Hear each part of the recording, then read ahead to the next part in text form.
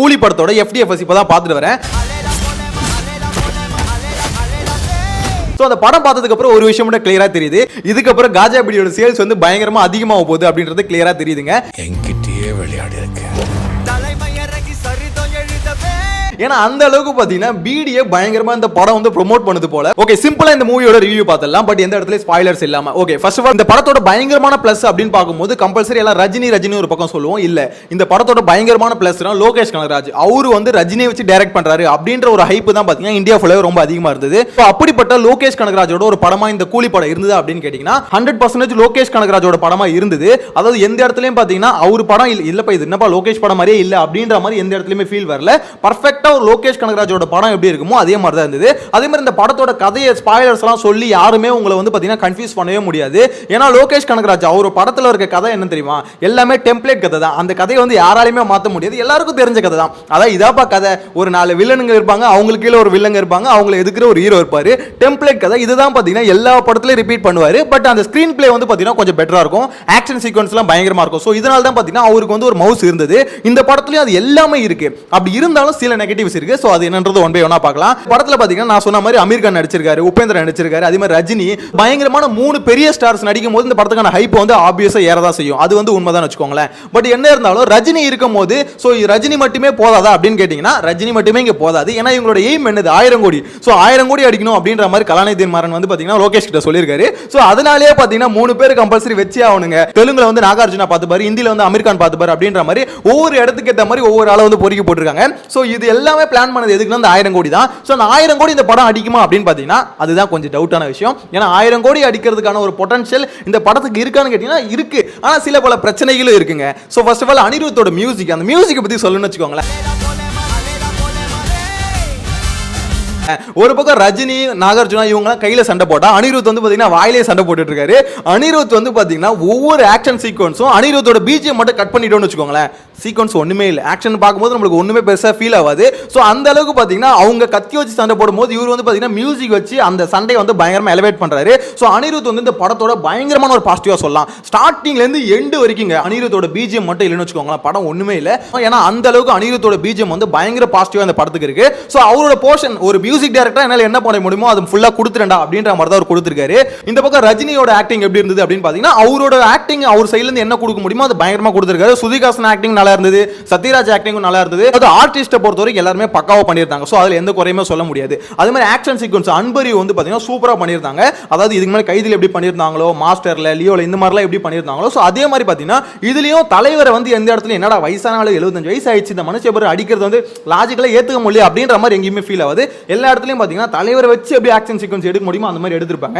அதே மாதிரி Chandy master, so Chandy வந்து பாத்தீங்கன்னா தலைவர் ஆட வைக்கிறதா இருக்கட்டும், அது மோனிகா சாங்ல ஆகட்டும், சோ இதெல்லாம் பார்க்கும்போது பாத்தீங்கன்னா உண்மையிலே நமக்கு ஒரு புதுசா இருக்கும். அந்த ஒவ்வொரு மூவ்மெண்ட்டும் பாத்தீங்கன்னா கொஞ்சம் என்ஜாய் பண்ற மாதிரி இருக்கும். ஷௌபின் அவர் ஆடுறதுலாம் இருக்குல்ல, சோ அந்த ஆட்டை வந்து பாத்தீங்கன்னா கம்பல்சரி நம்மளுக்கு வந்து கொஞ்சம் புதுசா இருக்கும், கொஞ்சம் நல்லா இருந்தது பார்க்கும்போது. ஒரு ஹீரோயின் ஆடுறத எல்லாம் பார்த்து ரசிச்சிருப்பீங்க. ஆனா ஷௌபின் ஒரு ஆம்பல் ஆடுறத பார்த்து தியேட்டர்ல இப்பதான் அந்த அவ்வளவு பேர் பாத்தீங்கன்னா ரசிச்சிட்டு இருக்காங்க. அதே மாதிரி ஒரு ஆக்டிங் வந்து வேற லெவலுங்க. இந்த படத்தை பொறுத்தவரைக்கும் ரஜினி வந்து ஹீரோ, நாகார்ஜுனா வில்லன் அப்படின்ற மாதிரி எல்லாருக்குமே தெரியும். ஆனா இருந்தாலும் ஷௌபின் அவரோட ஆக்டிங் இருக்குல்ல, அவர் வந்து வில்லனிசம் ஒரு லெவல்ல மேல கொண்டு போயிட்டாரு. படத்துல ஒவ்வொரு இடத்துலயும் பார்க்கும்போது டேய் இந்த மாதிரி ஒரு வில்லனை நம்ம பார்த்ததே இல்லடா அப்படின்ற மாதிரி ஃபீல் ஆகும். அந்த அளவுக்கு பாத்தீங்கன்னா வில்லனிசம் பயங்கரமா பண்ணிருக்காரு அப்படின்ற மாதிரி தான் சொல்லணும். எடுத்து நான் ஆல்ரெடி சொன்ன மாதிரி படத்துல நிறைய பாசிட்டிவ்ஸ், எல்லாமே பாசிட்டிவ்ஸ் கரெக்ட்டுங்களா. அது எண்ட் வரைக்கும் பாத்தீங்கன்னா படம் வந்து சூப்பரா போயிட்டே இருக்கு. ஆனா அதுல ஒரு சின்ன பிரச்சனை இருக்குன்னு சொல்லலாம். அந்த நெகட்டிவ் என்னன்னு மட்டும் சொல்லிடுறேன். அது என்னன்னு பாத்தீங்கன்னா சில இடத்துல வந்து லேக் ஆகுது. நிறைய பேர் ஃபீல் பண்ணிருப்பீங்க படம் ஏன்டா இந்த இடத்துல லேக் ஆகுது அப்படின்னு பாத்தீங்கன்னா இது வந்து ஸ்டோரி ரொம்ப பெரிய ஸ்டோரி. இந்த பெரிய ஸ்டோரியை கன்வே பண்ணா சில இடத்துல பிரேக் எடுத்து தான் போகணும். ஸோ அதனால என்ன பண்ணிருக்காங்க, ரொம்ப ஒரு இடத்துல ஸ்டோரியை வந்து எக்ஸ்பிளைன் பண்ணணும் அப்படின்றதுக்கோசம் கொஞ்சம் வந்து பார்த்தீங்கன்னா லேக் ஆகி தான் படம் போகுது. அதை அக்செப்ட் பண்ணி தான் ஆகணும். அதாவது நிறைய பேர் வந்து பார்த்தீங்கன்னா படம் வந்து அடுத்தடுத்து மூவ் ஆகிட்டே இருக்கணும், ரொம்ப ஸ்பீடில் போகணும், ஹை ஸ்பீட் ட்ரெயின் மாதிரி போகணும்னு எதிர்பார்க்குறாங்க.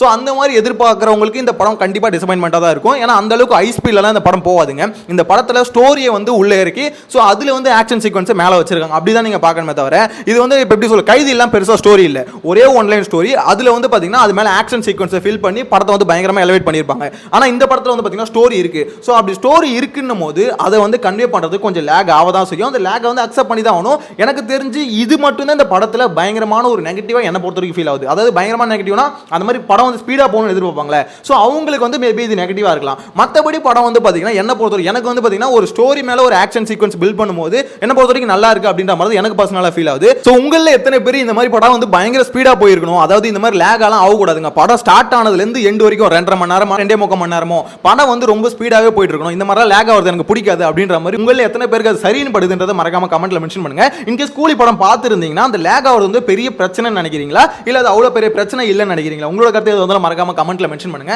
என்ன பொறுத்த வரைக்கும் இந்த கூலி படத்துக்கு பயங்கரமான ஹைப் ஏத்துனாங்க. அந்த ஹைப் ஏத்துறதுக்கு எல்லாத்துக்குமே காரணம் சன் பிக்சர்ஸ் வந்து பயங்கரமா வந்து பாத்தீங்கன்னா மார்க்கெட்டிங்ல செலவு பண்ணாங்க. காரணம் வந்து 1000 கோடி அடிக்கணும்ன்றது தான். ஸோ இந்த 1000 கோடி இந்த படம் அடிக்கணும் அப்படின்னு வச்சுக்கோங்களேன், அதுக்கு வந்து சில விஷயங்கள் வந்து கொஞ்சம் தேவைப்படும். அந்த விஷயம் வந்து இந்த படத்துல இருக்கான்னு கேட்டீங்கன்னா இருக்கணும் சொல்லலாம், இல்லைன்னு சொல்லலாம். என்னன்னு பாத்தீங்கன்னா ஃபேஸ் வேல்யூ, ரஜினிகாந்த், அமீர் கான், அதே மாதிரி நாகார்ஜுனா, ஸோ இவங்களோட ஃபேஸ் வேல்யூலாம் இருக்குல்ல, இது வந்து பாத்தீங்கன்னா கம்பல்சரி எல்லா ஸ்டேட்லயும் கொண்டு போய் ரீச் பண்ணும். அது வந்து எந்த மாற்று கருத்துமே இல்லை.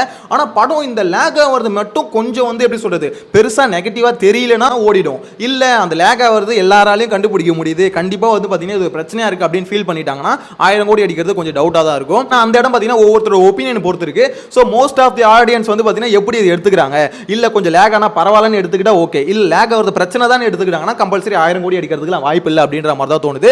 ஆனா என்ன பொறுத்த வரைக்கும் கூலி படம் ஒரு விஷயத்தை ஃபுல்ஃபில் பண்ணுதுங்க.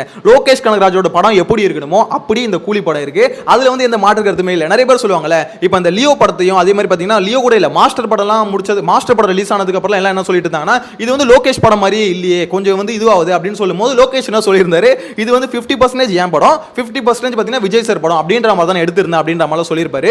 ஆனா இந்த படத்துல பாத்தீங்கன்னா அந்த மாதிரி எந்த காம்ப்ரமைஸும் பண்ணல. வயலன்ஸ் ஃபுல் அண்ட் ஃபுல் பாத்தீங்கன்னா வயலன்ஸ், ரத்தம் தெறிக்க எல்லா சீன்லயும் ரத்தம் இருக்கும், பிளட் இல்லாத ஒரு சீனே இருக்காது. சோ அந்த அளவுக்கு படம் பாத்தீங்கன்னா ஃபுல் அண்ட் ஃபுல் வயலன்ஸ் தான். அதாவது ஒரு பாய்ஸ் ஹாஸ்டலுக்குள்ள போய் சண்டை போட்டு வெளியே வந்து எப்படி இருக்குமோ அந்த மாதிரி படம் ஃபுல்லாவே வயலன்ஸ் தான் வச்சுக்கோங்களேன். லோகேஷோட ப்ராப்பர் படமா இந்த படம் இருந்தது, அதுல எந்த மாற்று கருத்துமே இல்ல.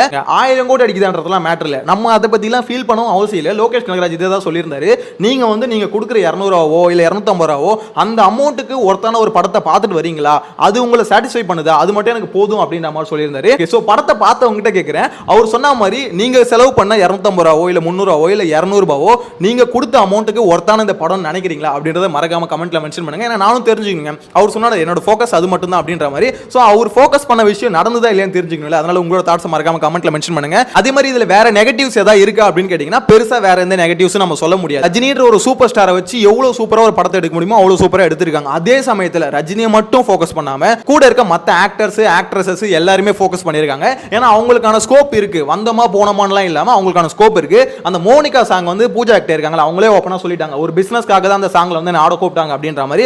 அவங்களோட போர்ஷன், அதாவது அந்த பாட்டு வரும்போது பயங்கரமா எல்லாரும் என்ஜாய் பண்றாங்க. அதாவது அவங்களை எதுக்கு கூப்பிட்டாங்களோ அதை வந்து அவங்க ஃபுல்ஃபில் பண்ணிட்டு போயிட்டாங்க அப்படின்ற மாதிரி தான் சொல்லணும். ஒரு சின்ன கேமியோவா இருந்தாலும் நல்லா பண்ணியிருந்தாங்க.